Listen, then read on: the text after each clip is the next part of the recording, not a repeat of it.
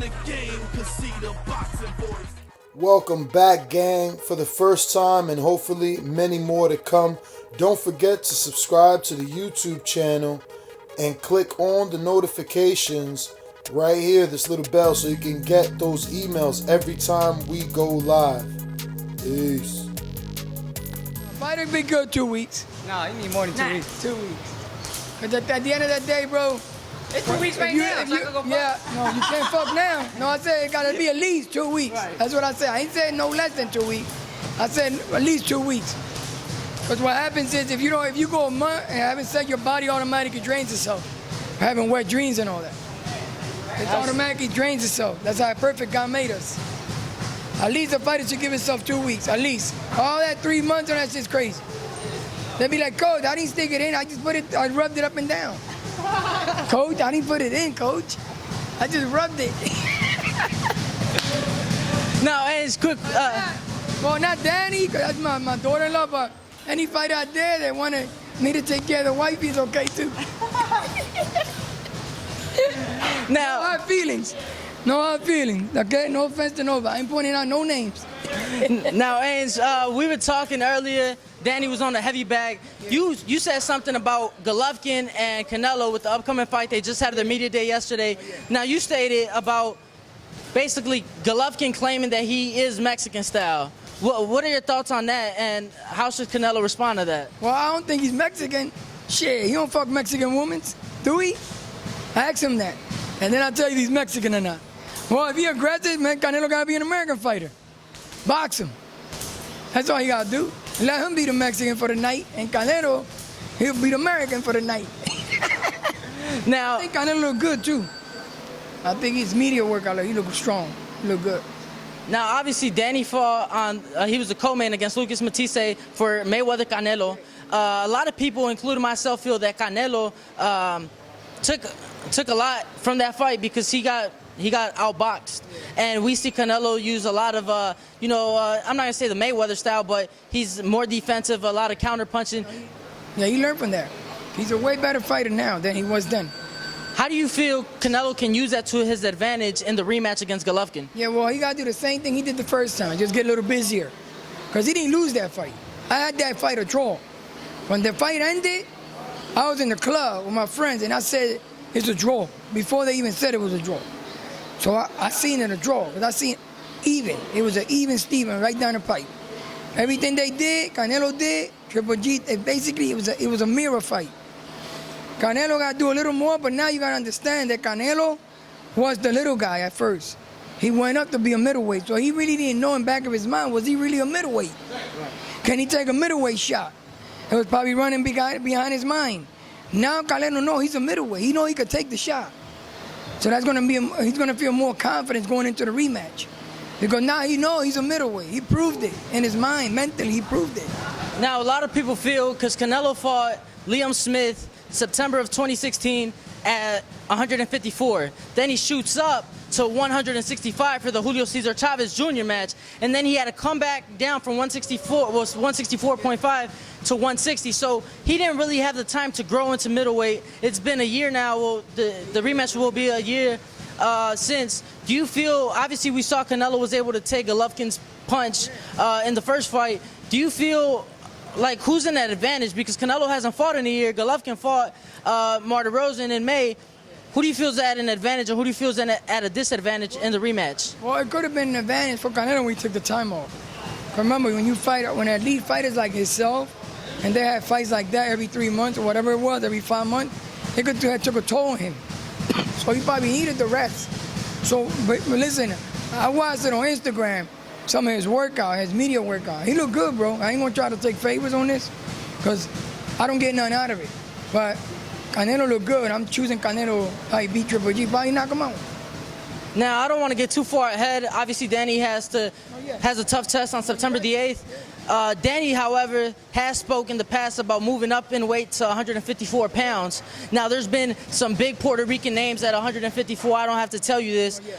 Could you possibly see Danny move up to super welter before the end of his career? Yeah, I see it happening. Yeah. I see Danny. I don't know about this year coming up, but probably before he retired, yeah. I don't know You know, when Danny, he only knows that. I mean, a fighter can retire anytime. But yeah, I see 154 in the future. I see 154. Easy. Now, obviously, things happen in the fight game that are unforeseen. Anything can happen. One punch can change a fighter's life. However, in an earlier interview, we asked Danny if he has, you know, maybe like a mental retirement date. He said he does not. You being his father, his trainer, being in his corner for every single fight, and basically growing with him throughout his career. Ideally, how much longer do you think Danny can perform at the level that he's performing? Well, the thing is this, you got, going back to Triple G and Canelo, Triple G is 38 years old. That's old for the boxing world, and he get hit a lot. But Danny retirement, I mean, he could retire today, but I'm not saying he is retired. Right. But when he think, I can't really say. To me, if he retires tomorrow, I'm still happy. So I'm not looking for a date, because the day Danny retires, I'm gonna miss the boxing world. Like, really gonna miss it, because I'm really gonna retire with him. So unless somebody talking big, and I'm talking 10%, I ain't talking no less than that. Now, Angel, I have to ask, so we're only 12 days away from fight night. You being in the corner of Danny, what is the final 12 days like for Danny? They're fighting for the WBC strap, so you got the 7-day weigh-in on Friday, correct? Yeah. What's his training like? What's his eating like? Yeah. So close to fight night, can you basically walk us through what Champ has to go through these last 12 days? Right now, he's not real heavy. Danny don't walk around heavy. Danny walks around, when he walks around without fighting, he walk around 158, around there. Right now, we working a little bit of weight. He's probably 150, 149, 150 right now.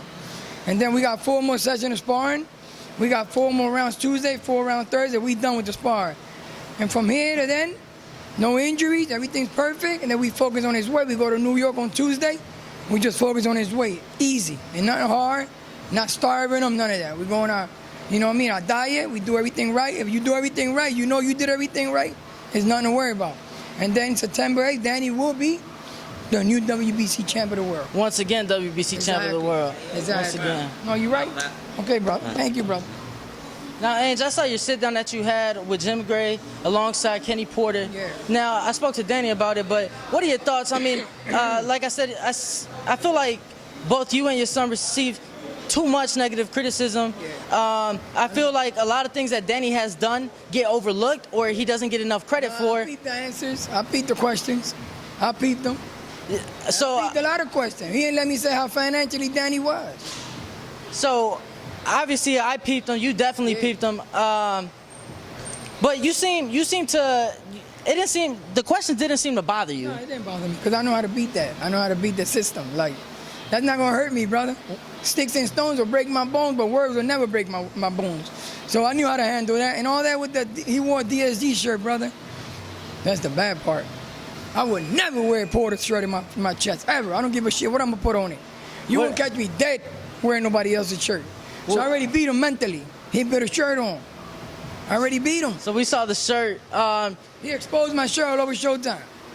That doesn't bother you at all, that trash talk? It said on it, it said, I defeat you. He didn't say, I'm gonna fuck you up, Danny Garcia.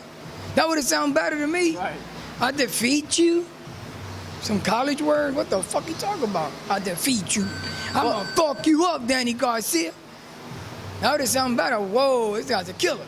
Now, it's kind of ironic to me because the Porters are always known typically for being the respectful, carry themselves a certain... Sunday night, strippers and shit like that. But it's funny because when Danny fought in Vegas in February, we saw Sean... El Diablo. The devil came out. We saw Sean get into... Listen, you can lie to God, but you can't... you can lie to me, you can lie to you, you can lie to the man with the camera, but you can't lie to the big man. That's all fake, my brother, and fake people don't get blessings. And he said out his mouth, he said that Porter was meant to be a football player, but he fell into the boxing by mistake. We didn't come in the boxing world by mistake. We came as fighters, and we're going to leave as fighters. It's a different. We wasn't meant to be football player, educated college. We lived in the hood, we cursed and all. We fuck bitches. That's what we do. Except not in camp. Well, give it to me. 2 weeks out. I'm good. 2 weeks No. out. Well, that being said, obviously we know Sean has a background in football, what have it. him being a heavier guy, a bigger, naturally stockier guy, how do you see Danny managing Porter's inside game? Because he's real rough on the inside. Yeah, but that's not boxing. That's not boxing, young.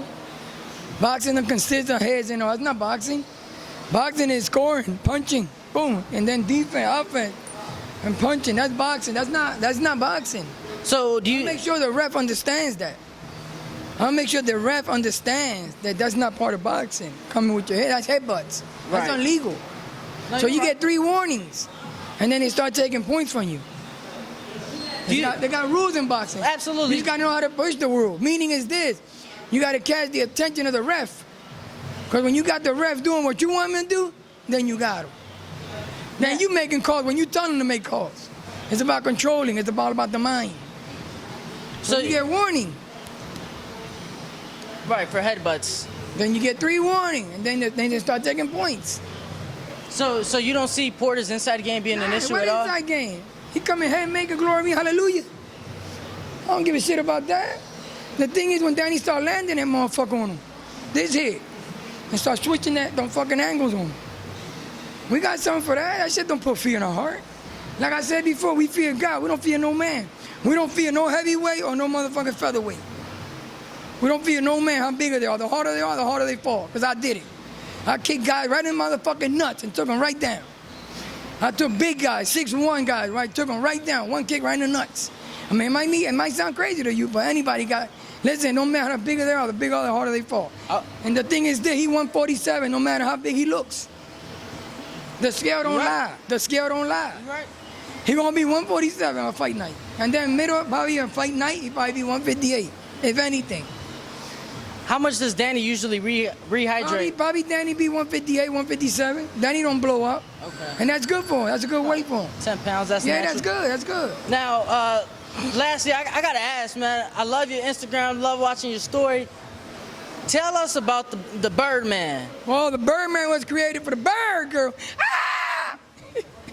Thank you for your time, man. What is up, TBV family? Yes, YouTube has been cutting funding to their channels as of late, and with net neutrality going through its process, the internet is changing. If you want to keep your favorite channel intact, coming up with tons of content, and plus get hours and hours of extra content, head over to patreon.com/ThaBoxingVoice to become a member of the TBV family and help support the channel. Peace.